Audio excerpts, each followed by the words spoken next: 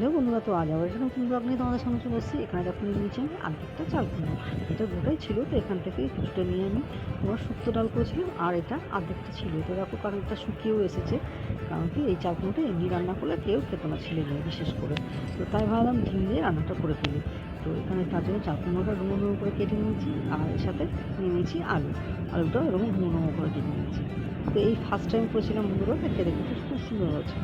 তো প্রথমে কড়াই দিয়ে দেবো সাদা তেল, আর তেলটা গরম হলে দুটো ফাটিয়ে দিয়ে দেবো, আর সামান্য পরিমাণে নুন দিয়ে একটু ভুজিয়ার মতো করে ভেজে নেবো। তো খুব ছোটো টুকরো করবো না, একটু বড় বড় করেই রাখবো পিছনে, তাহলে ভালো লাগবে খেতে।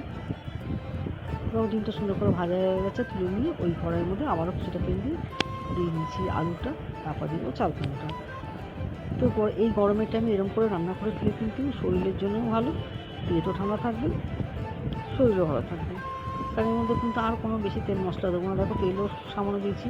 তো তারপর একটু বেশ কষিয়ে নিয়েছি, কষিয়ে নিয়ে দিয়েছি পরিমাণ মতো জল। খুব বেশি জল দিইনি, একটু ফুটে উঠলে কাঁচা লঙ্কা দিয়ে, চেরা কাঁচা লঙ্কা দিয়ে ঢাকা দিয়ে সেদ্ধ করে নিয়েছি। তো বেশ সেদ্ধ হয়েছে, আর অল্প একটু বাকি আছে। তো ওই টাইমে দিয়ে দেবো ডিমের ভুজিয়াটা, দিয়ে নেড়েছে না আবার একটুখানি ঢাকা দিয়ে দেবো। যেটুকু সেদ্ধ হওয়া বাকি ছিল সেটুকু সেদ্ধ হয়ে যাওয়ার জন্য। তো দেখো এখন সেদ্ধটাও হয়ে গেছে, আর বেশ ঝোলটা বেশ শুকিয়ে এসছে, বেশ গামাখা গামাখা হয়ে গেছে। এখন দিয়ে দেবো সোমবার। তো তরকারিটা নামিয়ে নিই, আবারও দিয়ে দিয়েছি কড়াইয়ে সামান্য তেল, আর ফোড়নে দিয়ে দিয়েছি সাদা জিরে আর দুটো শুকনো লঙ্কা, আর দিয়ে দেবো সামান্য রাঁধুনি। আর কয়েক সেকেন্ড নেড়ে ফোড়নটা ভাজতে দিয়ে দেবো ফোড়নটা।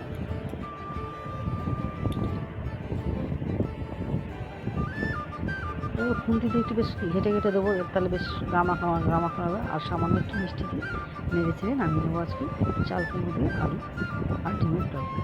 তো আজকের মতো ভিডিওটা এখানেই শেষ করছি। সবাই ভালো থাকুন, সুস্থ থাকবে। যদি আমার ভিডিওটা ভালো লেগে থাকে তো একটা লাইক সাবস্ক্রাইব করে দেবেন। এই গরমের জন্য কিন্তু খুব উপকার এই তরকারিটা।